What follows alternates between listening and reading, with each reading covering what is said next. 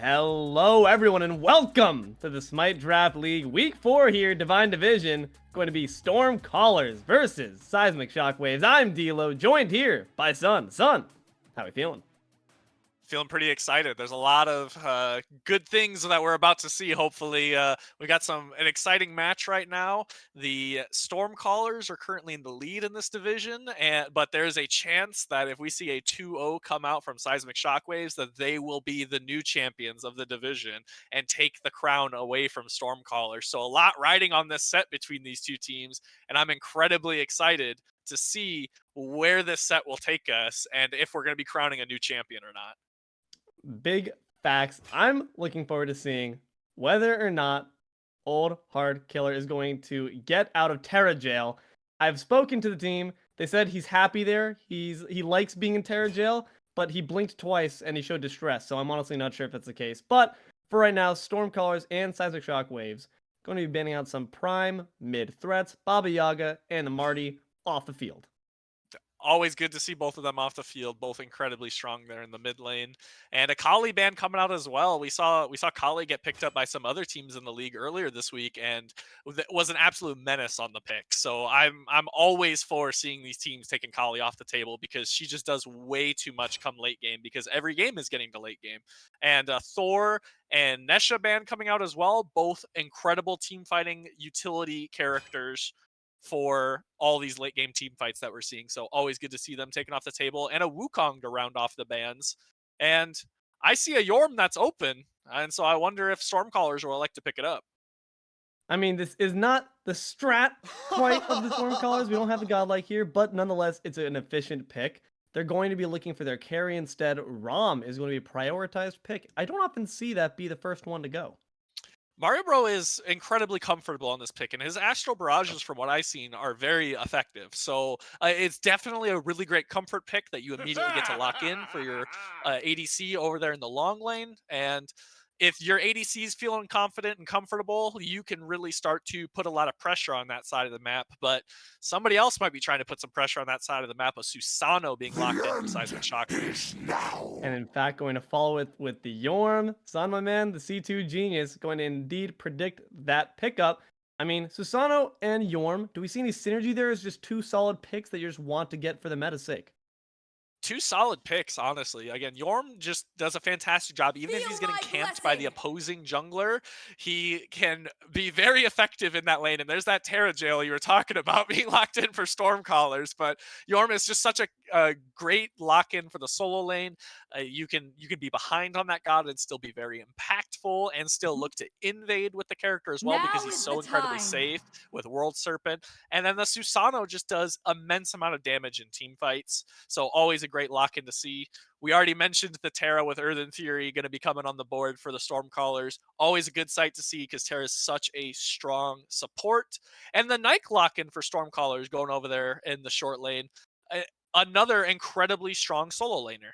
You shall not pass! Sad to see To my OLKxHardKiller not going to be able to quite leave Terra jail just yet, but if it ain't broke, don't fix it. So cannot quite blame the Stormcallers for keeping their support in his place. Nike is going to be an interesting one. A lot of big circles here off these ultimates. If the Stormcallers manage to keep their team in a tight ball, as well as the Seismic Shockwaves, it's going to be troublesome. But Giannis going to be their counter to that, and what does that provide to their team? A lot of mobility around the map, and something scary to keep an eye out for is, again, just those rotations there in the early game that we're going to see, and potentially some snipes if some people get low enough as well. So Janus just brings a lot to the team, a lot of mobility and a lot of utility, alongside some not always consistent, but decent damage output coming out from that mid roll. And we see the bans coming out as well. We see, once again, HiRezHinduman's Geb being banned away from him. Not too surprising. He always looks so dominant on that pick. And the Athena ban coming out as well. So a lot of respect going towards the support on Seismic Shockwaves. And we also see a Morgan Le Fay and Merlin ban coming out for CosmicVibez there in the mid lane on Stormcallers. And then we get the Her lock-in as well. Another incredibly strong ADC over there in the long lane. For sure. I mean, going to be interesting to see how these picks end up shaking out. With Geb off the field, I think it's very smart to respect that and take something that we know HiRezHinduman is incredibly effective on right off the field. Pick off game 1, in fact. They're not even going to let him get comfortable. And they're I should have created a world that you Tiamat do to not counter exist on in. her pickup from Seismic Shockwaves. Some solid offensive presence here on either side. I'm not sure how this one's going to play out, but what do you think is just looking at the two backliners for each side? Where do our thoughts go here? A lot of damage coming out from Seismic Shockwaves, a lot of burst damage from them, but from Stormcallers, it feels like a lot more consistent damage output in these team fights. And a Thanatos lock-in for Stormcallers going the way of Spenspark there in the jungle. And Thanatos is not a god we've seen a ton of yet. So my eyes are going to be looking towards that jungle lock-in, and I know that this is a comfort pick for Spence, so it'll be good to see him on that as well. But again, not a pick that we've necessarily seen a ton of yet. I think this might be the first Thanatos game that I've seen here in SDL this season, and I'm excited to see it. And execute on the board is always going to be some value as long as you can be getting those executes. And Thanatos has really great burst potential as well, same as the Susano. More single target, but Thanatos is really good about, again, single target burst damage, and there's a Janus on the other side, an incredibly squishy mage that if you can get that silence off, you get a blink silence off on him, won't be able to portal out, and you should be able to blow them up very effectively. And sometimes that's incredibly hard to do on the Janus lock-in. And they're going to round out the opposition's picks. Seismic Shockwave is going to grab themselves an Odin. This is going to be interesting. They have mobility on Stormcallers to counter it. Gonna have to rely on baiting out some of those mobility abilities to ensure your cages are successful. But with that being said, we don't have any more time to talk about these P's and B's. Let's get right into the game, son. Game 1 coming right up in just a moment.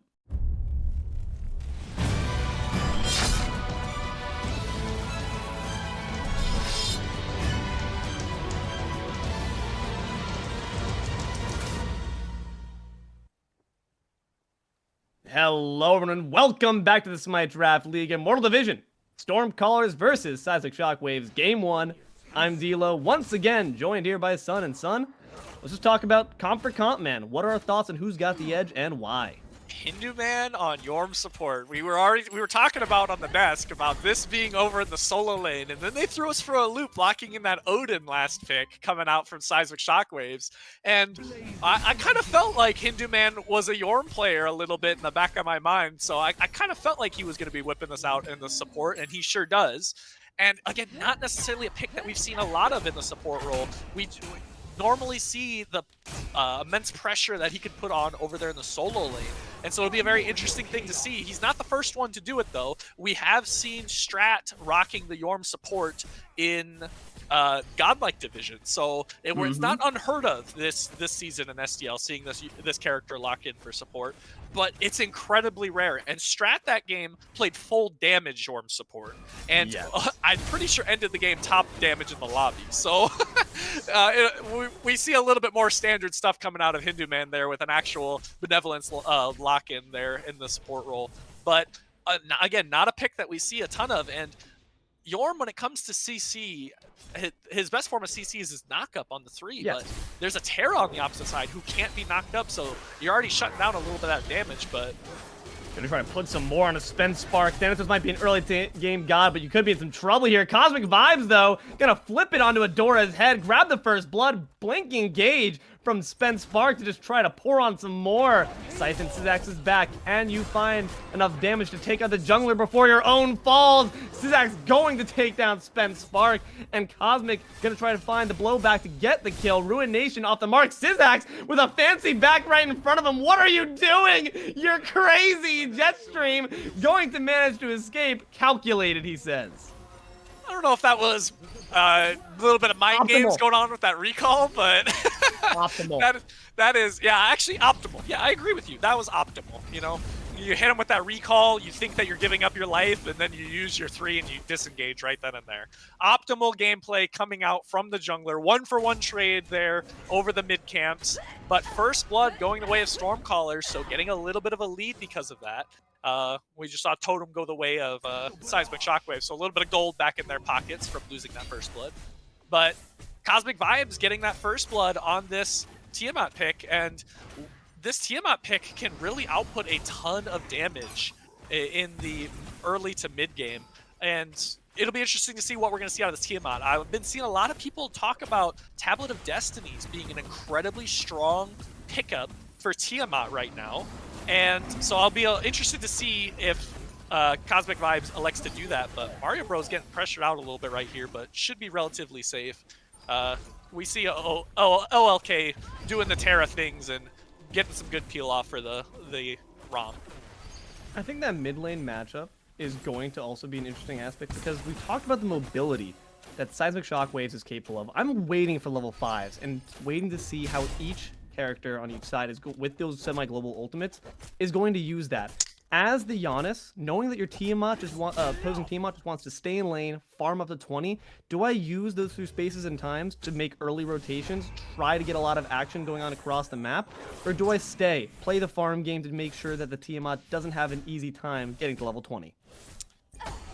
You know, Deelo, if I'm the Janus, I'm definitely just going around and farming as much as I can. Like, the Tiamat can do whatever they want to do, but I'm a Janus. I've got insane mobility. I need to rotate around and get a lead off that mobility. And so we already see a bit of a lead coming out there for CosmicVibez, but we can definitely see a lot of pressure, especially with the Susano, that can put a ton of pressure on this Tiamat, especially early. And with a kill to the name as well, can be something that they will elect to do, more than likely, but I would expect to just kind of let them do their own thing and you try and do your own thing. And we do see that tablet of destinies coming out for the Tiamat, and so they're going to be poking out as much as possible to get that stacked as early as possible this game. And I wouldn't be surprised if we see that fully stacked around the 22-23 minute mark for this Tiamat pick. So it'd be a big power spike we need to look out for at that point, but might be a spike in damage. Dropping on a Voulg's head. Gonna be an engage here from szax. Deathstream's been put on you, and the leap's been expended. The cage is down. Voulg will soon follow. Just need a bit more there. MiniDelvin gonna grab the kill within the cage. Solid engagement there. Baited out the leap and punished. 2 ultimates used for a pickup in their solo lane. A bit of a lead now as well, as Odin's now a level up thanks to that kill right there. And another kill going away of szax there in the jungle, helping out and starting to continue to snowball a little bit there with this Susano pickup. And Susano early is something scary, especially if it starts to get ahead, and we're already starting to see that. You're gonna have to watch out for that, especially given that we want to see that from Thanatos, but it's a flip side. 0-1 Thanatos versus the 1-0 Zeus. So, in the case of what we need to see from Spark, do we need to see the Thanatos just hitting that ult button consistently as szax makes another rotation on over, doing his job for him? Gonna take to the snipes, puts him in szax's back. Spark arriving a bit late to the scene, but the World Serpent gonna be used as well. Mario Bro under a bit of pressure, but recognizing the situation, HiRezHinduman wisely, knowing he's not strat, going to retreat back. Here's the space and time, though, to match. CosmicVibez is ambled on over. Granted, a bit more slowly, but now to this guy, hovering death. Maybe more so for space, just to get maybe some frequent flyer miles. Gonna retreat back, and in fact, fully back. Bit of a nothing burger here, but a lot of ultimates expended on either side. Yeah, not quite sure why Spence decided to use that ultimate right there. Maybe thought that there was a lot more engagement coming their way and maybe not as much knowledge as they were hoping for. And so because of that, just playing incredibly defensively with that ultimate. But we just saw Susano use the ultimate over in right lane, and then we saw a team fight break out over in left lane. That's the prime time if you're a Thanatos and have ultimate up. You should be looking to be as aggressive as possible. Granted, the team fight wasn't going their way. Blue buff does get secured of the way of Mario Bro, but again, even though the team fight wasn't going that way, still look to try and make those plays with that Thanatos. And you can do a lot of initiation with that hovering death as well, because you can land on top of somebody and they're stunned for over a second. So, but now he's the one being brought down instead. Just going to play a bit of ring around the rosy, but that game's going to end very quickly thanks to Adora. A third kill in Seismic Shockwaves' pocket. 7 minutes in now. The gold lead's still not too far in anyone's favor, just about 500 gold further, but level leads starting to be a bit problematic. We see the Knight just ambled over to level 9, and the jungle disparity also rocking 1. It's looking a bit rough. We have late game elements, like you said, in the Tiamat's power spikes, but overall, who do we think benefits from a game that ticks on to later? Does Stormcallers comp start to show its flaws the later this game gets?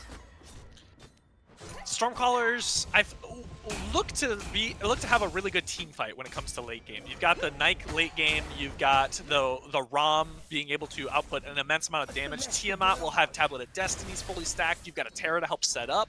So their team fight late game looks really solid. But if Seismic Shockwaves continues at this pace that they're at, and they're only up 400 gold right now, but it could be spelling even more. Two ultimates already used. Into the midst of the through space and time, has to go up into the sky. Gonna be meeting a Venom Pool once he lands. Dodges the unstable vortex, but gonna be trembled there by the support. szax gonna pick up that kill. A 4-man rotation. Spenspark just gonna have to grab a nice green buff as a consolation prize. Cosmic out of position a little bit, was trying to take those bastions there on the mid tower, and is actually getting rotated on right now. Spenspark gonna blink in to try to provide some support to the mid, but eat a big fat load of damage for it. HiRezHinduman can't quite find enough to finish the kill. Isn't quite built like Strat, whether it be in items or gumption, but nonetheless, putting the fear of God in the mid and jungle of Stormcallers across all aspects of the map. It seems like Seismic Shockwaves just have the better engagement so far. Yeah, they're definitely the ones that are setting the pace this game and continuing to put pressure on those level disparities. We can see across the board, everybody is down a 1 level.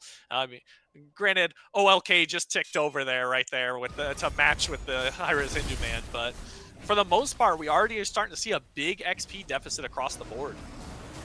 You don't want to see that. I mean, it's an early game comp, not completely, but the Thanatos, it becomes a bit of an issue, like a Loki, in finding what your role is once members start to group up. So hopefully gonna find some answers to those questions a bit sooner. Let's talk here about this dual lane. Mario Bro, aritti. Do we expect to see scrapping here, just based on the God comps and the players, or do we expect to see just a farm war?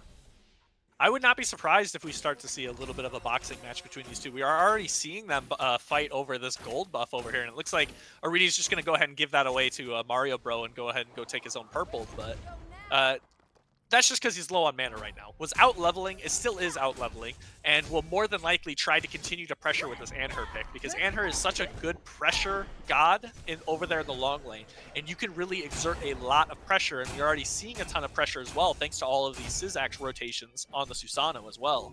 So you can continue to exert a lot of that pressure over here on the Mario Bro, and Mario Bro's already fallen once and almost fell again before falling earlier on in this game.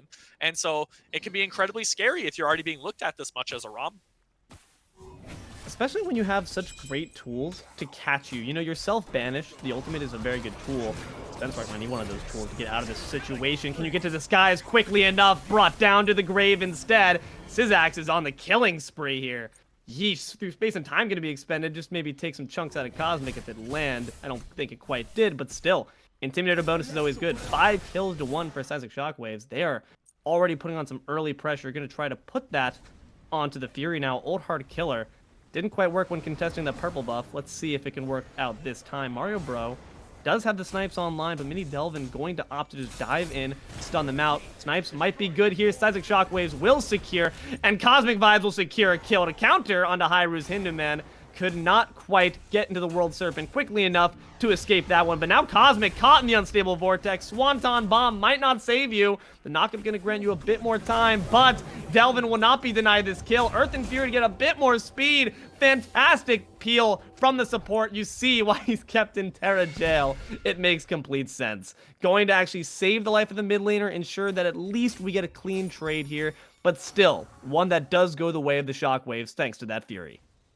Really great coordination from Mario Bro and CosmicVibez right there. They lost the Gold Fury, but they still managed to position the Astral Barrage and also utilize CosmicVibez' kit in order to get the kill on HiRezHinduman and at least get 1 kill out of the team fight, and luckily nobody else fell for it. Great peel coming out from HardKiller, managing to get this Tiamat to safety, using that Earthen Fury in order to do so. And now we're starting to see this lead continue in that direction for Seismic Shockwaves, and this beacon is being looked at. Might see the Sentinel Zeus come out quick, but the Unstable Vortex gonna hit 3, do so much damage. If Adora can free cast in the back, they're gonna be in trouble. szax going to be leaping on in, find the kill to Mario Bro. MiniDelvin gonna grab one onto OHK, has to leap out himself. Voulg, ultimate still in pocket, realizing was not the moment to use it, and Seismic Shockwaves will indeed grab themselves alongside 3 kills the first beacon. I don't know, son, where did that team fight go wrong? There's a really, really great through space and time that came through from Adora and hitting 3 members over there and then immediately getting caged. I'm pretty sure MiniDelvin already has 4 stacks on Odin passive. That's not something that's not something that happens very often, especially 13 minutes into this game. He's already gotten 4 kills inside of the cage, and if I'm not mistaken, that just gives him more physical power and more movement speed for the rest of the game. And I can't remember exactly how many stacks you can have. I believe it's 5 stacks that you can have. And the fact that he already has it stacked 4 times, this Odin's going to be zooming around the map and putting a lot of damage off in some of these engagements if they elect to leap in, as we have been seeing. But again, just too much poke being taken from Stormcallers. We saw Yorm get a really good bellow off on 2 members at the beginning of that fight and kind of slowing them and making them tremor a little bit. So just a lot of poke that's going their way that they're just not respecting at all, and all that poke is adding up in all of these engagements.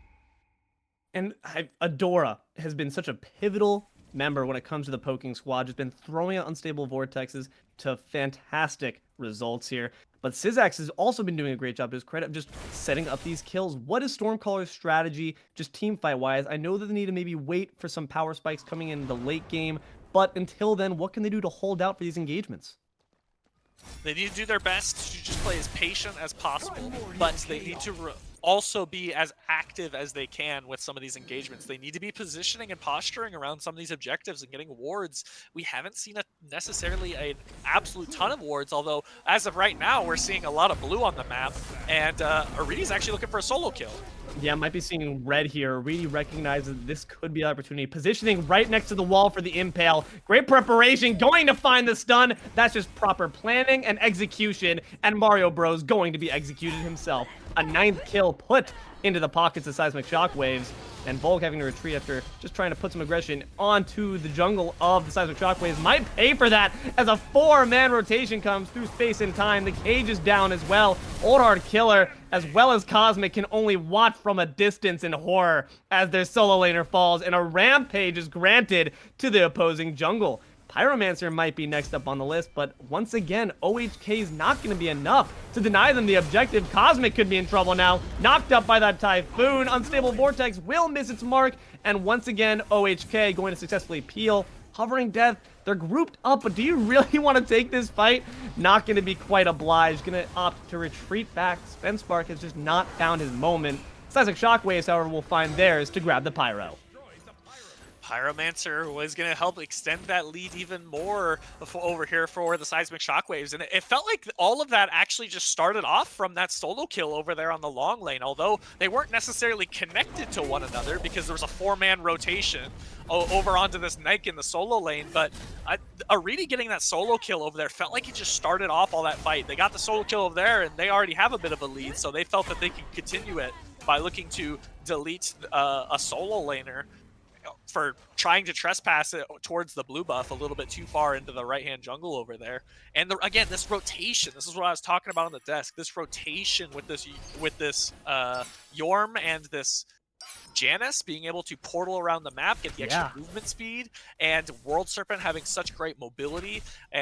There's just so much rotation that we're seeing, and unfortunately, CosmicVibez just has to do his best to just farm as much as he can, and he can't be rotating to a lot of these team fights as quickly as he would like to, just because he's already 2 levels down. And we're actually seeing some interesting... I'm going to do something I never do, son. I'm going to take a risk here and talk about itemization. We actually see a defensive Sentinel Breastplate being picked up here by the Tiamat. Why do we think that is, and do we agree with it?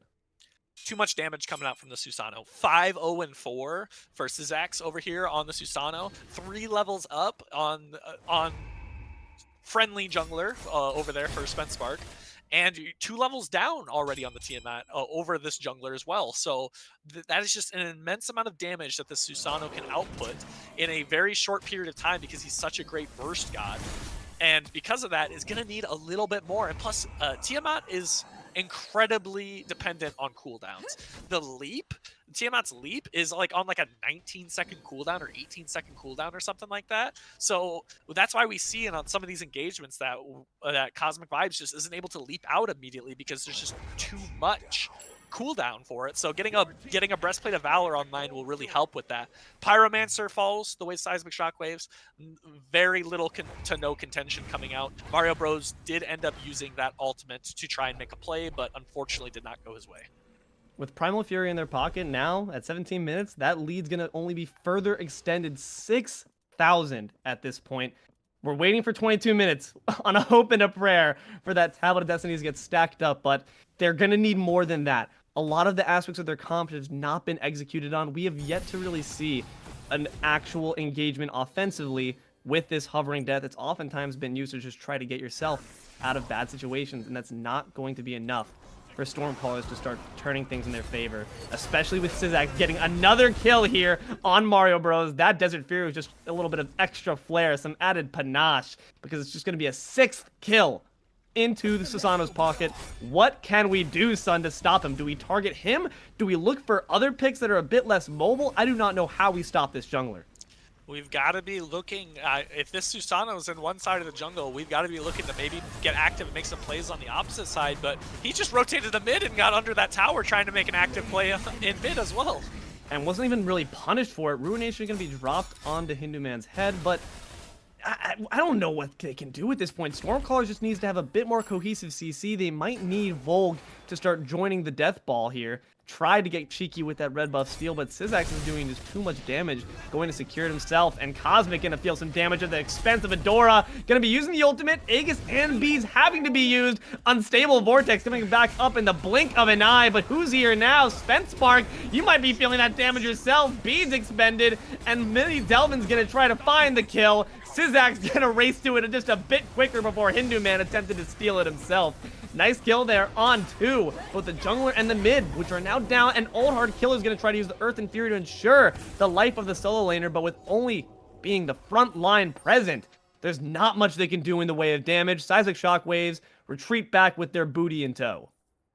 Aritti is now level 20 on this Anhur. Hasn't really been looked at and has gotten to free farm this entire game, and this is pre-20 minutes. So, oh my god, having a great game right now over here on this Anhur lock-in. And again, we already saw that solo kill, so definitely feeling themselves a little bit as well. And with that team fight that we just saw over there in the mid lane, Aritti actually did a play where it just pressured out Mario Bro as much as possible under that tier 2 tower, and basically said, you cannot rotate to this team fight to try and help your team that's already losing the team fight. Because of that, otherwise I'm going to be taking your tier 2 tower. And because of that, it just allowed Seismic Shockwaves to get a really good team fight off, and CosmicVibez might be up a little bit too far, caged in. Already used the Swanton Bomb. Desert Fury going to be caught within the cage for a few seconds longer. Does he have the time? Not quite. HiRezHinduman gonna finally find the kill steal he was so desperately looking for. A nice job there to the support. And going to look for the Pyromancer once again. Fantastic bait and switch by the Shockwaves. They know that Stormcallers are desperate for a win, and they're using that desperation against them. Pyro goes their way 20 minutes in, and the FG might be looked at next here.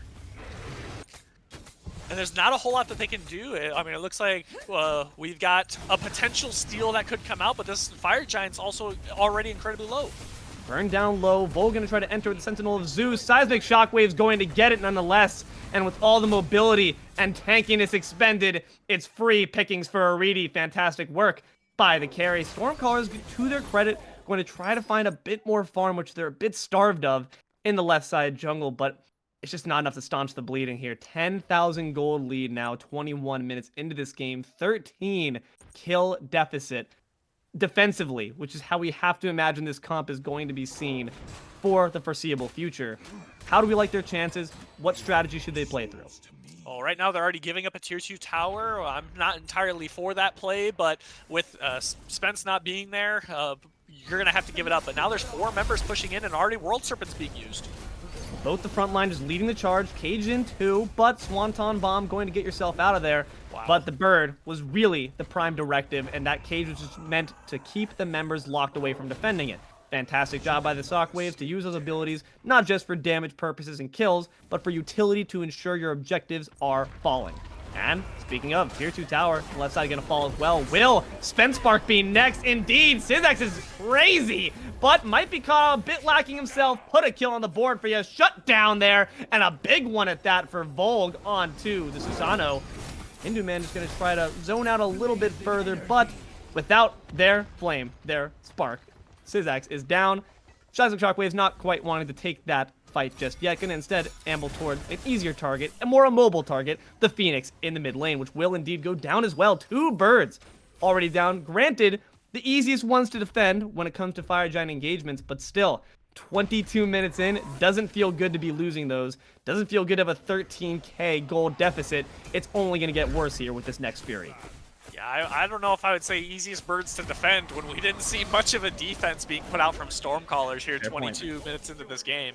2 birds going down next to 0 contention on the defense coming out from Stormcallers. This is not something that you want to see. Sure, you got a kill on szax. Sure, you got that shutdown, and there was a few members around, so everybody got a little bit of love from that, but at the cost of 2 of your birds to get 1 shutdown on 1 problematic player on the opposite side is not worth in any way, shape, or form. It's a rough scenario. It's a rough scenario here, but with some solid defense, they have means. This Tiamat is now 22 minutes ticked over. Tablet's going to be doing some mollywopping damage, and you have the enabling to spam just like that. CosmicVibez showing it off for us a little bit, saying those walls, that's going to be you in a few minutes, but OLKxHardKiller's got to be careful. Do not want to be imprisoned in the fountain as well as TerraJail. They need to start playing through CosmicVibez, but the question is who's going to initiate? Tiamat's abilities still require a little bit of setup. Ruination has its second zone within its ability that does more damage and gets a stun off, but who do they play through? Who is going to be the lead foot of Stormcallers to ensure that people are held in place long enough to blow them up? It's gonna be we're gonna have to be positioning around this Terra pick right now, and even though this Terra is 4 levels down over HiRezHinduman over here, this Terra Earthen Fury can bring a lot to the team fights, even with this bit of a deficit. And if you don't have the setup that this god is giving you and the peel that this god can give you, you're just gonna get absolutely eviscerated by szax, as we've already been witnessing. And plus, Adora has had some phenomenal through space and times and unstable vortex as well, so you gotta be careful around that pick as well, and they could just jump through a portal in your face out of the blue and knock you down below half instantly. So you've got to be positioning around the team. We just saw Voulg stepping up a little bit too far right there without the vision and without knowing where all the members were for Seismic Shockwaves, and almost paid the price a little bit if there was a bit more commitment coming out from Seismic Shockwaves. Pyromancer does end up going their way, and now they have a bomb to look at this last bird. And they have the means to do so. I mean, like you said, they have the Giannis. All aboard the backdoor train could happen at any moment. Oh, Stormcallers cannot be straying too far out of lines, or else they're liable to get run over by the train itself. So, hopefully going to see them waiting for Seismic Shockwaves to cast the first stone to make the first step in. But if it's szax who's going to be taking that first step, or MiniDelvin, I just don't like their chances. They just haven't quite had the tight communication. We haven't seen enough from this Thanatos pick, which we had some interesting expectations for. I remember you mentioning it at the desk. Just haven't quite seen it do its job. What should be the role of the Thani in this upcoming fight? Just got to do your best. You've either got to look for an execute, or you have to look to set up for your team, even at the cost of your life. You've been down for most of the game, but we have seen some active signs of life coming out from CosmicVibez and Voulg. They've been trying to make these active plays for the team, and they might need to do it again. Because the Phoenix is back up and brought right back down just as quickly. Snipe's going to be put on board to deny the damage onto Mario Bro, who's within the cage, but they got what they came for. Once again, no kills on the board, but Seismic Shockwaves have once again taken on the right side bird, and with the mid lane done as well, Clash of the Titans coming up, Seismic Shockwaves have the chance to grab themselves another FG. Stormcallers likely not going to want to deny that option, but with the Titans marching down the mid lane, do we decide to march alongside with them? Do we try to take it to the Chaos Titan, knock it down quickly first as this FG is burned down, or do we decide to just play it back, wait for the Titan to come to us? FG does go to Seismic Shockwaves. I would just be looking to wait for that Titan to show up. If you step up anywhere in the jungle or in the mid lane, you are incredibly susceptible to Seismic Shockwaves comp. They can collapse on you in any minute and eviscerate just about anybody on Stormcallers' team. If I'm Stormcallers right now, with 5 members with Fire Giant all pushing in mid lane with a full HP Titan, and I already have one bird down, I might be thinking about what I need to be doing here in game number 2 of this set, and thinking about what went wrong in this first game. Well, Titan's going to be marching right down, as you said, full health in tow. Bird's going to be beaten down in a second. MiniDelvin going to initiate with the cage. Drop it onto 2. Mario Bro and OLKxHardKiller in trouble, leaping within the cage. This Voulg does not care whatsoever. Spark in the backline, not going to find quite too much, but some damage on his head top. And now the Rock'em Sock'em robot battle truly does begin. Titan v Titan action. Seismic Shockwaves still at solid amounts of health. Stormcallers getting poked out. And Seismic Shockwaves are just at liberty to try to find this left side bird to ensure a safe engagement. The KS Titan will go down, but Seismic Shockwaves are in a great position to just wait for these fire minion waves to push in. Only MiniDelvin a bit worse for wear. The rest still looking pretty healthy. They're going to opt, though, for the safe play, the cautious play, backing up that scythe. Good practice there for targeting, but unfortunately not quite on the mark there. Yeah, Seismic Shockwaves end up getting a single pick in that team fight. I expect all 5 members to be walking into that Titan room trying to end the game right then and there. But since they didn't get a pick and all members of Stormcallers were able to walk back into the fountain and regen back up to full and then come back towards that mid engagement with the 2 Titans, better safe than sorry. Just go take that left bird, and with that left bird, you now have all 3 birds down. You have full pressure in this game, and you can really start to think about just how you want to walk into the Titan room. Maybe with that through space and time like you were mentioning earlier. It's never a bad play, honestly, when how great the Shockwaves are fighting at this point. But they're opting, clearly, to go at this one clean and safe, which I respect. They're able to really just walk in, grab kills with impunity. So why not just stick with the strategy that's been working? Who do Stormcallers need to target down and burst down first to ensure that they can stave off the forces? They definitely need to be looking to take out one of these frontline members, just so there's no initiation, or they need to catch out this Susanoo diving in way too deep. But HiRezHinduman's already stepping up like he wants to end this game, and the forces are starting to step up with him. They're milling in a very fan-like fashion. MiniDelvin, fearing none, gonna grab 2 in the cage and elicit the Phantom Shell as a response. Gonna take to the sky as Spark drops down on Aritti. Can't quite find the kill, but Aritti is gonna get taken down by OHK. Spark will soon follow. The World Serpent's been used, and CosmicVibez is in the back taking out his opposition. Adora will fall as well. It's a good defense here from Stormcallers, but can they hold it? A fantastic kill there from the Typhoon onto the mid laner. Mario Bro will fall as well. Voulg will be taken out for a nice triple kill by szax. Do not deny the man the Quadra. Will they be able to grab it before he returns to Fountain? OHK going to be hard killed. Quadra there for szax, and a deicide ensuring game 1. MiniDelvin takes a dive into the fountain just to cleanse the blood off their hands. Game 1 goes to the Shockwaves.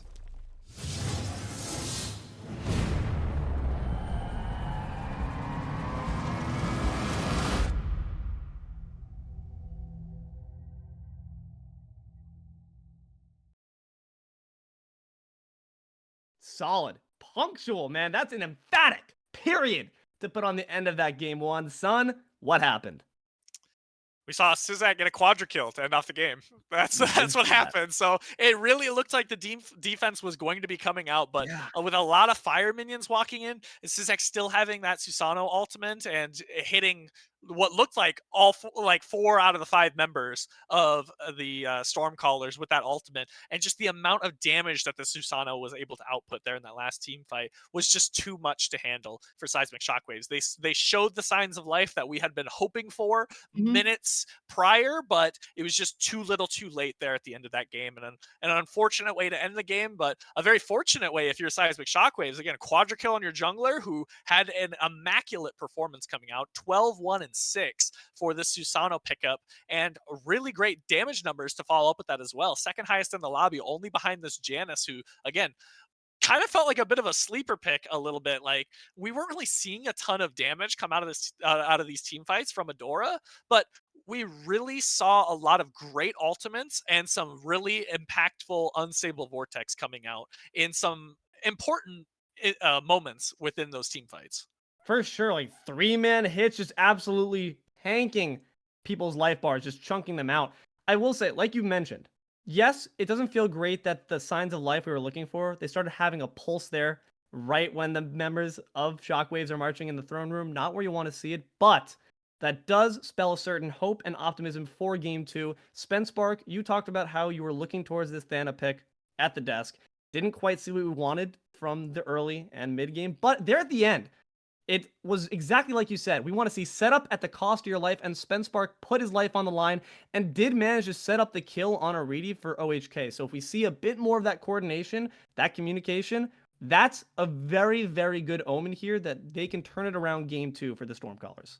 Yeah, absolutely. Again, we didn't get to see a whole lot of game of number 1, but I like how you mentioned that those signs of life coming in right now might still be very important for Stormcallers to get out a win here in game number 2. And again, if they get a win out of game number 2, they continue to save off and stay the leaders of this division right now, and going into this next week. And so if they can manage to do that this game, they can still feel very confident about their position in the standings for this Divine division.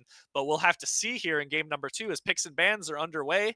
And I wouldn't be surprised if we end up seeing a Susano ban coming out from Stormcallers. I want to say, as far as just the mentals that are here, which I think is going to be an important aspect of it, but I do agree. Susano ban, get it out. I think Immortal Stormcallers have a great team and a great team captain to lead by example when it comes to keeping spirits high. We all know Alec is a man that loves to have fun, loves to play this game at a high level, but at the same time, keep everything light. And that's what you need when you have a rough loss like that. So I'm looking for Stormcallers to bounce back with some vigor in their hearts and some gumption to fight to the very end. Hopefully going to see that also start with the P's and B's phase. So far, it's remaining the same story, and that's what we're looking for. Boom, clock it, no Susano. Yep, get that off the table. And again, otherwise, all standard stuff coming out here as we saw in game number 1. And so it'll be interesting to see Thor ban coming out as well for Seismic Shockwaves. So yeah, for the most part, same bans across the board, besides we get to see that Susano ban come out, rightfully so. Again, szax looked phenomenal on that, ended the game with a quadra kill. You cannot feed the hot hand, you cannot give them that again. Success. And Stormcallers are not going Terra. He's been liberated, freed, my man. He's been freed. Congratulations, OHK. Maybe just needing a bit of a change of pace. What do we think the Ganesha provides that the Terra didn't?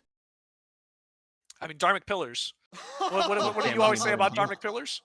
Most damaging ability. Yes, so that's something that is very valuable for Stormcallers. Immediately being able to lock in people in the middle of the Dharmic Pillars, and if you can lock somebody down on the Dharmic Pillars, that's something that you can keep an eye out for as well. If you get a lot of good setup for these Dharmic Pillars, like maybe like a Neja pick or something like that coming out from the jungle. Spence tried going this damaged Thanatos in game number 1, and unfortunately it didn't work out. So maybe you go a supporty setup pick in the jungle this game. Maybe we see a Hunbats. Maybe we see a Neja coming out for this jungle pick. Something that we can build a little bit tankier, or just look to play a little bit more teamfight and setup oriented than this Thanatos, since we didn't get to see the same value that we were hoping for out of this pick. And Nesha does well with both of those picks. So it's something that you can be looking at. And as far as the rest of the picks go so far, we see that Yorm once again, and we saw HiRezHinduman pilot in game number 1. I wouldn't be surprised if we see him piloted again in game number 2. I'm curious. I don't know whether this could be the dual lanes, but I like that Seismic Shockwaves did kind of keep their cards close to their chest and make us wonder until the very end whether or not we're going to see Hindu on Yorm again. Stormcallers, though, going to stay consistent with their solo laner. It's going to be the Nike. I'm a bit worried. I don't know if this does indeed go back to Hindu and we see aritti piloting this ROM. Late game threat. And aritti was already doing damage in the early. I am a bit afraid, especially if they pick up the Giannis. It's going to be essentially a run back with just a few tweaks and bobbles. Yeah, maybe the Anher worked out well for aritti in game number 1, but you don't necessarily need to run all the same picks back there in game number 2. So maybe if aritti's more comfortable on the ROM, which I have definitely seen aritti perform very well on this god already this season. And so it's not too surprising to see them elect to switch it up a little bit and pick something that is a little bit more dominant over there in the long lane and can have a better impact come late game. Maybe not as much solo potential as the Anher as we saw in game number 1, but needless to say, still an incredibly strong pick. Bans coming out. We see the Odin, no more Ring of Spears for the way of Seismic Shockwaves. They can no longer flex that Yorm and Odin if they wanted to do that again. And we see a Camazotz ban coming out. And then still the same bans that we see respected to CosmicVibez in game number 1 in the second bans phase with this Morgan Le Fay and this Merlin. But you ban out the Susano, and what do you leave open? HiRezHinduman. freaking knew. It's so smart. They kept their cards close to their chest, and look what they banned out. The Odin, thinking that the Zorm was once again going to be a support. Seismic Shockwaves showing their flexibility and their ability to keep things crazy and make sure Stormcallers have to continue to guess what they're going to do in the P's and B's phase alone of the game. I love wily play like this, and they're going to answer back with something you wanted to see, son. Talk to me about the bots. Hunbat's Fear No Evil has great setup potential in a lot of these team fights. You can use it peeling, but like you should only be using this offensively. And when you have a Nesha with the Dharmic Pillars to follow up, you can slow people inside of the Fear, and you can hold them inside of the inside of that as well to help set up. And a pick that I don't necessarily want to see, but I know that some Victor people will be do happy. like the HiRezHin pick. This is not a god that we see a lot of, and I know CosmicVibez likes this pick, but I don't know. This god, we just haven't seen this god enough this season, so I just don't know how I feel about this pick. Maybe they're banking on the fact that Shockwaves, hey, they haven't probably seen it that much this season either. It's going to be interesting when it comes to the comparison between what we saw Cosmic on last time, the Tiamat. Where do we think HiRezHin's maybe strengths are that is causing Stormcallers to say, let's go with this instead? HiRezHin has a lot more setup as well with the Fear and the taunts coming out from the ultimate, and not to mention you have a Mez if you elect to leap in as well, and HiRezHin's got a bit of tick damage as well, which can help with some of these gods that continue to get out one shot in game number 1, so it can help out with that as well. And again, maybe it's a sleeper pick that again, Seismic Shockwaves have no practice against, and sometimes you can catch people off guard by picking these gods that the other team doesn't have any experience against and doesn't know what to expect.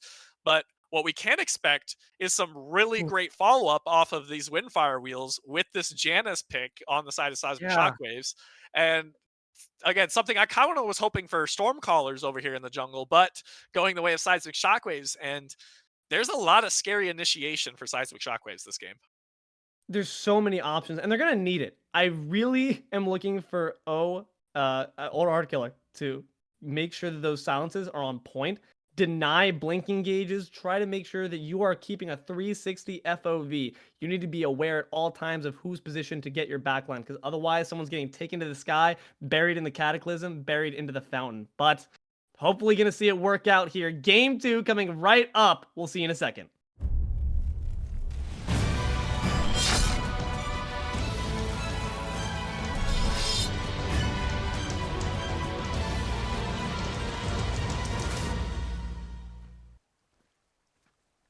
Hello, everyone, and welcome on back. Immortal Division here. Stormcallers versus Seismic Shockwaves. I'm Deelo, joined here by Suun. Suun, I'm worried. We called some of the things we wanted to see from Stormcallers, and we're seeing it here. You have the bots, but I just feel like the flowchart of Seismic Shockwaves is both simple and complicated. They can initiate so easily of so many gods, and yet at the same time, once they do, the formula for victory becomes so clear. What is the game plan for Stormcallers to make sure this does not end up like game 1? You've got to be setting the pace this game. We saw the pace being set by Seismic Shockwaves in game number 1, and from that pace, they were really able to snowball their lead. Even the smallest lead that they had, we saw around like 400 gold pretty early on, but it seemed like they really just got to continue to snowball that lead because they were putting so much pressure and they were setting the pace. We have got to see the same thing coming out from Stormcallers. And actually, szax already getting a little active, but just trying to poke out CosmicVibez a little bit and maybe not get first blooded over here in the mid lane like we kind of saw in game number 1. I think they recognize on the side of the Shockwaves that, I mean, you saw with the bans. They respect Cosmic, they respect the captain to lead by example, and they're going to try to put him down before you can do so. The question I have is if we're seeing Stormcallers set the pace, as once again, though, it doesn't seem like they're going to be allowed to underneath so much pressure here from Adora and szax. Once Spenspark hits that level 5, where do we want that attention focused? Who needs to be under the Fear No Evil? We've got to see either this Janus or potentially aritti over here in the long lane. One of these two picks has to be taken out early, and you need to get one of these carry picks behind to have your other carry be able to start to thrive a little bit. Again, we saw that deficit coming out from the from CosmicVibez had a bit of a lead in the early, but then from all the pressure that was happening across the map, just that lead all of a sudden turned into a 2-level deficit coming out. Nice little blink play coming out from Spence and able to get away from szax right there. And again, we're already starting to see what I'm really not hoping that we see, which is Seismic Shockwaves are setting the pace, and Spark and Stormcallers are having to react to all of these plays. I mean, it's not like their comp isn't good for reacting. You do have the great counter-initiate, one of the best counter-initiating ultimates in the game, but it's like you said, if you just let this happen, it not only is just a toll gameplay-wise, as szax just continues to disrespect the boundaries of his jungle versus the Stormcallers, but mentally, it just doesn't feel good to always be on the back foot. They're making adjustments here in the comp. Spark rotating in, maybe gets an easy farm, but he's not going to be able to find it. And HiRezHinduman on the Geb here. We got to talk more about this. It's going to be scary. Let's see if Spark can make something of it, though. Going to immediately target the Geb. Try to smash him down into the ground. Great body blocks. A fantastic collapse. Stormcallers are starting on a fantastic note. Going to grab first blood. Yeah, but on the flip side, we see a blue buff invade coming out from szax. Well, there was definitely word coming out from Voulg that there is a jungler over here, but this team fight might not actually be done. They're actually trying to make a kill over here on aritti, but aritti is just going to do their best to walk away below half HP and still 3 members looking at you. It's not necessarily something you want to see, but through space and time! Out of nowhere from deep! Bang! There goes Adora with the space and time. And wow, gonna put the more damage into Mario Bros. Back just to make him fear the exact way his support went down.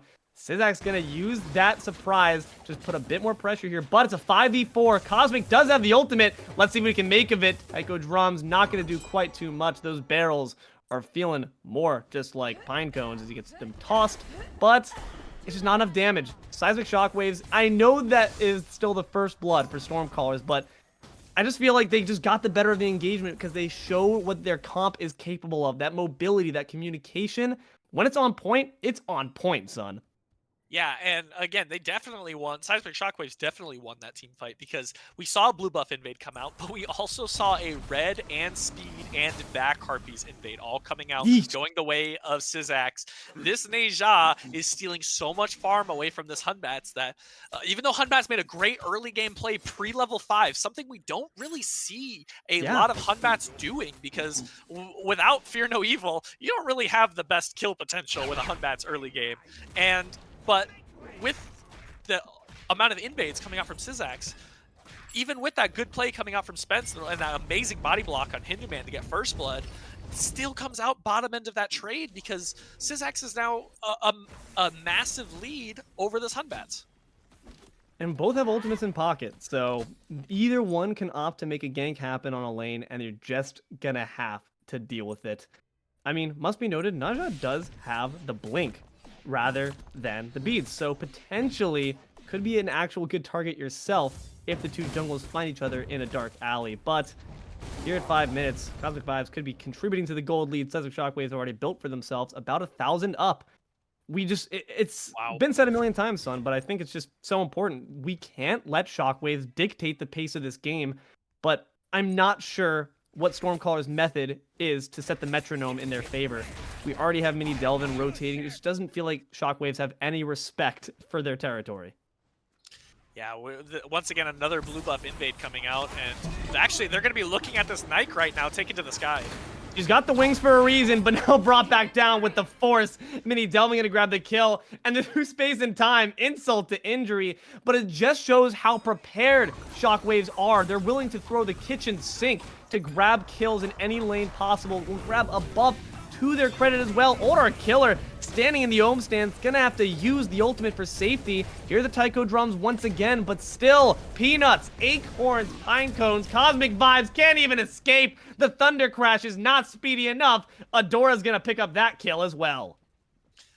We're seeing what we don't want to see. A lot of invades coming out from Seismic Shockwaves and some leads already developing. A 2-level lead for Adora on this Janus, who, again, looked phenomenal in game number 1 and is continuing to look phenomenal on this pick, starting off this game with 2 kills, just 6 minutes into the game, and already outputting a massive amount of damage as well. And it is a scary, scary sight to see when there's a Janus that is able to free cast in team fights and walk up to the opposing mid and do an unstable vortex to kill them very early on. It is. How's like, it's exactly the issue. The issue we all know, and I'm sure the Stormcallers know it too. It just feels such a difficult backslide to fight up against here. 3 kills to 1 here, 7 minutes in. It's by no means, again, it's not the end of anything. And I'm sure Stormcallers comms are saying the same. They're keeping positive. They're keeping hope alive. But I'm not sure who they play through at this point. Raijin's such an immobile god, and this is going to be easy pickings for Adora any time he enters the Taiko drums. Do we need to make some more rotations to Mario Bro here? Keep Aritti down? They're at the very least remaining even. I would definitely be trying to set up for this this Hachiman over here in the long lane, because got first blood, and so is should be up a little bit of gold, but it's actually being out leveled right now from Aritti, and Spen's making this rotation over here, but with unstable vortex coming through, they might be looking to make a team fight over here. Adora's rotating in through space and time's been expended, so it can't be used for damage, but I think they're still going to let the shield buff fall just for the threat alone of the rotation. Does go to them, I believe. Indeed, Seismic Shockwaves will pick that one up for themselves. Even the threat of the rotation's enough to cause Stormcallers to just back completely off, and that once again just shows they are no longer, if they ever were, in the driver's seat. It's all Shockwaves. Another blue buff invade gonna go their way. MiniDelvin's being fed up on this Yorm. Again, this is something I was talking about in game number 1. This Yorm pick, if the jungler elects to rotate with you, this god is already very good at being able to walk up and invade blue buffs by themselves. But if your jungler's there with you, it makes it infinitely easier to guarantee that every time. And that's just been taken up to the sky. Fantastic knock-up to lead into it. OLKxHardKiller brought back in the Cataclysm. Not sure if the stun hit, but the portal will be successful. Crunched between the unstable vortex. Taiko drums once again. A lot of the damage is going to be shrugged off by the stone shield. HiRezHinduman just going to waddle on into the jungle, see if you can find more farm. But the blue buff's been stolen. What more can you find for yourself? 8 minutes in here. 4-1 reads the scoreboard. It's a 3K gold lead to their name. I mean, the next engagement you have to imagine coming up is either Gold or Stygian Beacon. Do Stormcallers contest, or we'll just end up like another lost fight? We've got to see some of these Fear No Evils coming out. We haven't seen a single one yet this game. Level 8 on this Hunbats and hasn't ulted once. This is not something that we can just let happen. He's got to be making some of these active plays with these unstable with these Fear No Evils, excuse me. Wrong one. Yeah, probably looking at these unstable vortexes coming out from Adora and just trying to put a little bit of pressure, at least get the beads out of this Janus, if anything, and just put a bit of pressure on them so they have to second guess when they're stepping up aggressively in the jungle, trying to make some plays and getting even more kills. And again, we're starting to see this deficit come out, and it's kind of feeling like a repeat of game number 1. It's the same game at a different font, and that feels horrible to say, but look at those beads. Those beads cooldowns are looking shiny and new. They never even got to take them out of the box. Those are vintage beads. Say the value goes down the moment you use them, and they won't need to at this rate. We need Spark to be playing like szax is, initiating just a bit more, but I don't know, at what point does it just become too defeatist of an attitude and of a game? When are you too far behind to have that lead foot? At this point, Stormcallers need to find small victories, and to do that, they can't force it too hard, or it'll just end up the same way.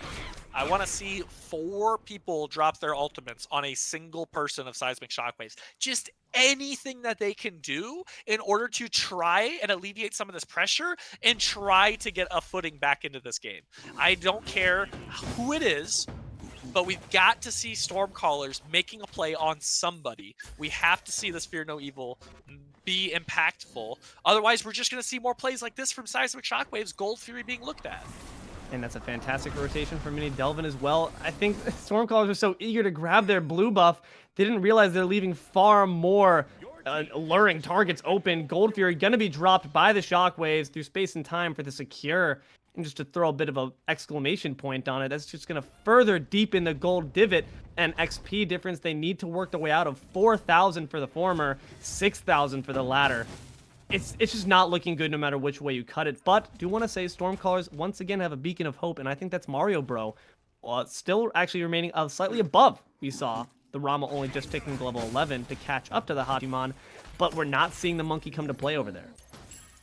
We've got to see Mario Bro. Again, I definitely like what you're thinking of. We got to try and set the pace over here in the long lane, but aritti might be looking to do just that with the shield buff active, and with a szax, Deja rotating in. They're looking for a kill right here.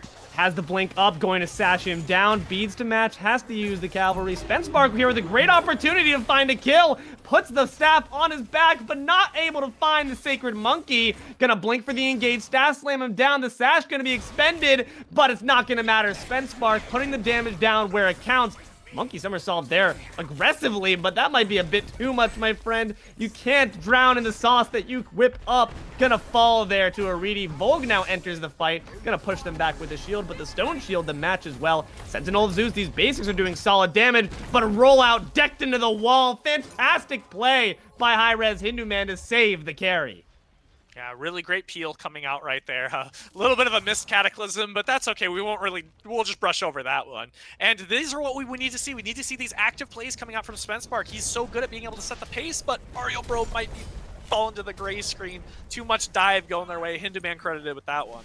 Solid engagement. It's just these rotations from Adora. The combined global presence between the Yorm and the Giannis is too much for Stormcallers to bear. Shockwaves are just going to continue this pressure. Tier 1 tower will fall. They grabbed the beacon as well. They're capable of doing so much at the same time. The multitasking, it's all accredited to their tight coordination.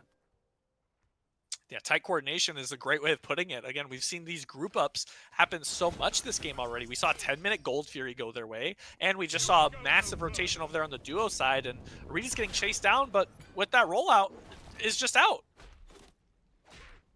It's just not how you want to see the Dharmic Pillars use it. That's the most damaging ability in the game, son. It's the most damaging ability in the game. You can't see it wasted like that. They just haven't been cohesive. Seismic Shockwaves have been rolling as a death ball. And Stormcallers, though I hate to say they might not be as effective at this point in the game by doing that strategy, it's still what they need to resort to avoid being outnumbered and outgunned. szax going to find OHK in the jungle, but recognizing might not be the easiest tanky elephant there to kill. And now there's a rotation here from MiniDelvin, going to continue to put the pressure on the support. Didn't quite have the body blocks on lock there. He's going to retreat to his monkey pal, but they can just move wherever they so please, and it never feels like they're being punished for it. Stormcallers need to find a means beyond this simple farm that they're picking up when Shockwaves allows them to get back into this game. Yeah, Spence has the Fear No Evil back up again, and we just saw how effective that last team fight was at getting kills with this ultimate, and so we've got to see those plays coming out again, and Pyromancer goes their way, but the team might actually go the way of Stormcallers if they continue this up.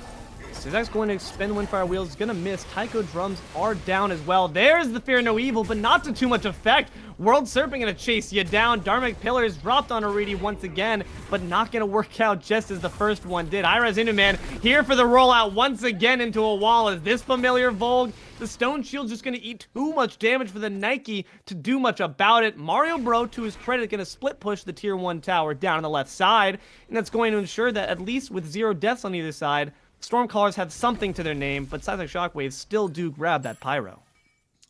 And now they can start rotating over towards this Oni Fury, and pings coming out from Mario Bro and knows that the team is rotating and elects to just go ahead and reset and give up this Oni Fury. Doesn't want to be around, but maybe wasn't listening to the call. Stormcallers are trying to show up looking for this objective, but to no avail. Blink Cataclysm comes out. This could be troublesome. Very low is the jungler, and OHK isn't too much better off. But it's only Hinduman on the engagement, just more for zoning duties. Fantastic job to just ensure the objective remains safe. Now, 15 minutes into the game, 2-6. The deficit in kills doesn't look quite as bad, but the gold lead, still not great. 6,000 nearly, and the XP is spelling the exact same story. Son, I know we've been asking again and again how they can get things back in their favor, but I've just, at this point in the game, who's their best hope? We need these Fear No Evils. They've got to be hitting. If they're hitting anybody, they've got to be hitting them dead on in the center, so they're going to be CC'd the entire duration. Or you need to be hitting massive team-wide ones. But don't go for the team-wide ones. Those ones are so difficult to go for. You just need to get the pick onto one person with this Fear No Evil. Maybe this Adora right here. He's in the jungle by himself. Look for it, Spence. But the portal's actually going to be used to spare himself a bit of the CC. Beads had to be expended as well, but there's a rotation there. HiRezHinduman is there to provide some safety. it's just not going to be successful. I like the attempt, though. It's what you said. You don't want to hold that ultimate for so long that you could have just had 2. And that's where I think Adora has been playing so fantastic. These ultimates aren't always necessary. They're not. Sometimes it's after the fact of a kill. But nonetheless, it's put on there because it could help. And if it could, it might, it should. We're going to use the ultimate anyway. Not leaving anything to chance, and I need to see Stormcallers doing that too. If I'm Spence, I just saw beads get taken out of Adora, and I don't know if you're looking at the relic usage over here from Adora, but there's a blink as that secondary relic. You can absolutely be looking at Adora once again as soon as this Fear No Evil is back up. Try and make a play on this pick. A 3-0-1 mid laner on and out leveling your mid laner on CosmicVibez, and so with that, you need to try and get this pick. That's a lot of gold that you can get for shutting down this mid laner, and they are incredibly weak right now. You need to take that window. Yeah, we have some activity here in left side jungle, but probably not going to be able to put the spin onto Adora because he's just hanging back. The positioning on Seismic Shockwaves is a bit too solid for them to find the drop on this mid laner. The beacon's going to be coming up in just a moment here. We talked about CosmicVibez and how this pick's a bit unconventional on the Ryzen. How do we think that's fared so well so far, and how do we need to see it played differently for them to succeed? This is definitely a pick that can be very effective in the late game, so we just have to get there. And being out-leveled as of right now, and now Voulg having to reset as soon as this beacon is spawning, 5-member grouping from Seismic Shockwaves, CosmicVibez just needs to do their best in order to try and get as much poke as they can in these engagements and hope to get really good setup off of this Dharmic Pillars or Fear No Evil. Well, Beacon's a chance for you to do something here, but I don't know if Stormcallers quite have the moxie to do so. Hold on, Voulg and OLKxHardKiller are going to step up, but their backline is not there with him. It's just Voulg fighting, and these unstable vortexes are leaving his health bar a bit unstable itself. Cosmic going to take to the Taiko drums, but it's a bit too late, my friend. Adora going to find that kill. World Serpent being expended takes a bite out of Spence Spark. Aritti finds that one. They're all on the fritz now. Drops 2 in the portal. Double kill there for Aritti. Is it going to be a reverse quadra this time for the carry? MiniDelvin on the offensive, gonna try to find this. It's a triple kill there for Aritti. Get the snipes off, my friend. Maybe you can try your hand at it. But no, Voulg will be able to escape, the sole survivor of his team. Seismic Shockwaves once again are just able to extend any lead they're given and just make mountains of it. I just had a deja vu moment for a second there, and beacon fight with a Jormungandr and a tight corridor that all 5 members of Stormcallers walked into with a through space and time connecting on the important damage dealers. Oh, come on!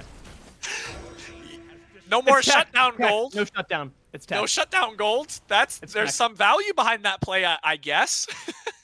That's 30 seconds, though. That's a long time. Stormcallers are going to actually try to take what they can with this.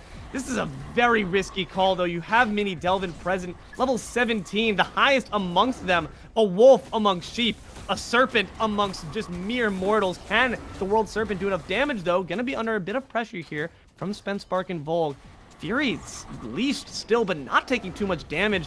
The longer this holds out, the worse it looks. Sentinel of Zeus has already been expended here for Voulg, and the members of Seismic Shockwaves are not looking too much worse for it. Dharmic Pillars expended. There goes Windfire Wheels, a bit off the mark, but the Taiko drums need to find more damage. szax going to be taken out there by Mario Bro, but World Serpent's presence as well. Some decent damage, but this could be the fight they're looking for. HiRezHinduman will go down. Adora's going to rejoin the fight in a haste through the space and time, but it's already Aritti who's been taken out by Spence Spark as well. Caught between two. The unstable vortex juked there by the somersault. Fantastic evasion by Spence Spark. MiniDelvin on the fritz. Only 2 members left. Adora's really regretting that Pyromancer death now. MiniDelvin going to try to invis their way out, but not going to be quite afforded the ability to escape. A good attempt with the portal, my friend, but it will not be his escape. He's going to fall instead. 4 down. Adora the only one remaining, and finally the Fury can be looked at without any worries. that team fight was looking incredibly scary for Stormcallers. They were grouped up, and Seismic Shockwaves were not at the beginning of that fight. But the comms, it really looked like they wanted the Gold Fury, but they also wanted the fight. There was just such a back and forth disconnect between the players. They kept on starting to aggro onto the Gold Fury, and then drop some of the DPS, but keep it aggroed and take a lot of poke towards it.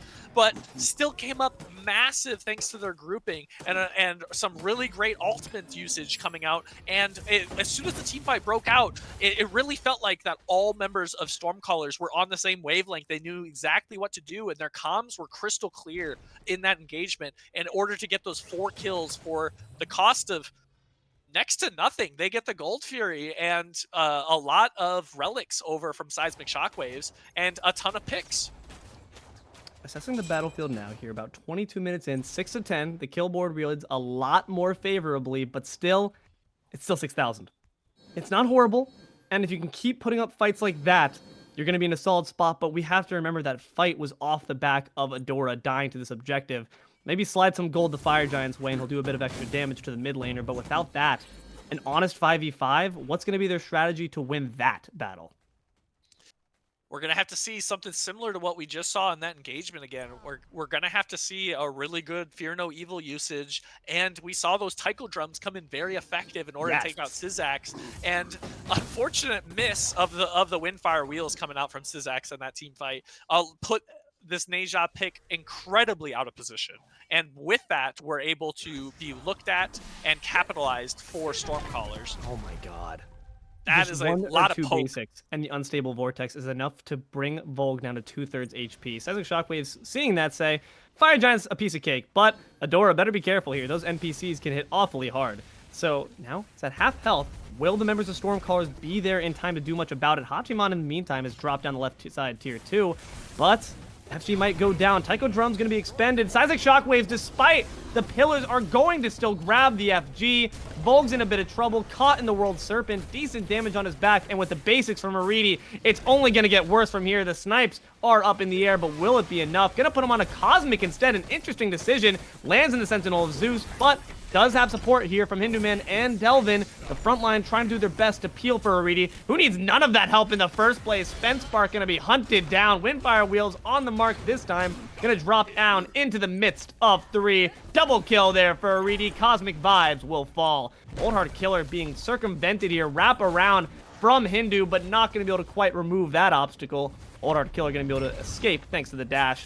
It's just a right side tier 2 here for Seismic Shockwaves, but they got 2 kills off the board for it. Stormcallers on the other end grab themselves the left side tier 2. If I was Mario Bro, I would have just continued split pushing and try and just trade out the bird. You lost to the Fire Giant and weren't going to have much of an effect to rotating the team fight so incredibly late. So maybe get a little bit more value over there on the left-hand side, but Blink Cataclysm coming out. And also going to be through space and time, but a quick Beads and Aegis. Fantastic reflexes to ensure the carry's life. The members of Seismic Shockwaves recognize that's the true threat, but we'll take OLKxHardKiller just fine if we can. Voulg getting a bit overzealous, seeing the low health bars. Mario Bros return, gonna take out HiRezHinduman, but Voulg will fall in trade. Unfortunately, that hubris is gonna cost you. A big portal through the wall to grab the Unstable, and Mario Bro will be taken out thanks to the Windfire wheels. That ability comes back up way too quick. Phoenix still stands, but 3 members down in exchange for the support. Shockwaves are free to continue sieging down the right side. And they will do just that. MiniDelvin tanking this one up, but this bird is as good as gone. And I don't know if you saw, but HiRezHinduman was mid-dash right there when that Windfire wheels connected with him. And if you got reactions like that from szax, that is a scary, scary thing to be having to deal with for Stormcallers. And we saw a bit of signs of life right there. Voulg getting incredibly deep and managing to get some kills as well. But unfortunately, that bird does end up falling, and so does that mid bird as well, going the way of Seismic Shockwaves. And it's just going to continue to get worse here. Now 11,000 cold lead for the Shockwaves. They have 2 Phoenixes down. It really is a repeat of game 1. It's a mid Phoenix and a right side Phoenix. And this early in the game, yes, it's the easiest ones to defend, but it doesn't feel good. Beacon's been captured once again. Primal Fury's been taken down once again. I'm just not sure what Stormcallers need to do differently to get themselves into it. We talked about the pivotal nature of this Fear No Evil. The question is, When do we want to see it? You can use a Fear No Evil in many ways effectively. Do we want to see it to initiate the fight, to counter-initiate when the Seismic Shockwaves drop in, or do we want to see it at the end of the fight to maybe clean up some kills? How are we thinking about this, Sun? We've got to be taking these fights with the Fear No Evil and trying to get active and set the pace. We saw on that Fire Giant, before the Fire Giant was taken, we actually saw that Sparkle leaped into the backline and used that Fear No Evil, trying to catch out Adora, who's trying to retreat after that Fire Giant secure. But Adora, using the blink defensively, blinked out of the Fear No Evil, and then you were just out the Fear No Evil. You wasted it because Adora got out of it, and now you don't have that for your team. And so we've got to be seeing not these solo plays in the backline with these Fear No Evils, but these team plays coming out from these Fear No Evils. Tier 2 tower falling with next to no contention from Stormcallers, and I gotta say, I like them not contending that, because that tower was as good as dead, and now so is their Titan falling and now respawning back at base, and now 4 members walking into this left side bird. This one might be falling relatively quickly, just like we just saw those two. Voulg's trying to find some damage on his szax here, who's providing a good distraction, making way, setting out a red carpet for those Winions as they move down the mid lane. I'm watching for Adora here. The damage has been so potent from him, but you can't even take your eye off the ROM, or those basics will be just poking out your eyes as well. Voulg's dropping down to quite a bit of low health there, thanks to the efforts of szax. And the left side, Phoenix is going to be engaged on. Delvin taken to the ground for safety, but as well as some bit of damage. This knockup is very disruptive, but szax gonna be at the expense of the Fear No Evil, finds the kill thanks to Voulg. Great job, but through space and time can do solid damage to the members retreating, and Adora's gonna be able to pick up Mario Bro. The remainder are just at too low of health to remain at all, and Voulg will fall as well. CosmicVibez has to retreat to the fountain, just get a bit of health back. The Titan is going to take down the left side. Phoenix stands around, not quite sure where to go next. Gonna just find these fire minions instead, taking on the Titan. It's an absolute army of destruction and madness. Spark will fall at their hands. The minions want blood now. It's a deicide. Seismic Shockwaves gonna take this in 2. HiRezHinduman going to do some donuts just to celebrate the victory, but the end result's all the same. Absolute destruction from the Shockwaves.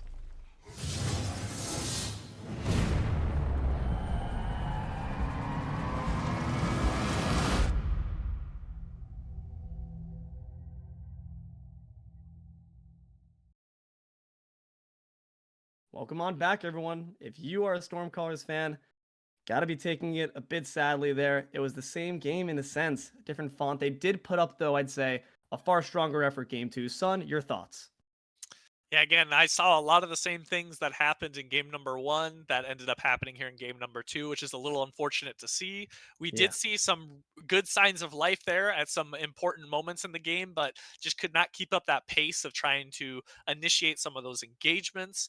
We saw a really great Fear No Evil, really great First Blood once again coming out over there for Spark, but it felt like to no avail, because the amount of pressure and rotations and damage that this Seismic Shockwaves team was able to output was just far too much for Stormcallers to handle. And we saw the same story in game number 1, where we saw a really great second beacon fight for them that just spelled completely disastrous for Stormcallers. That happened again in game number 2.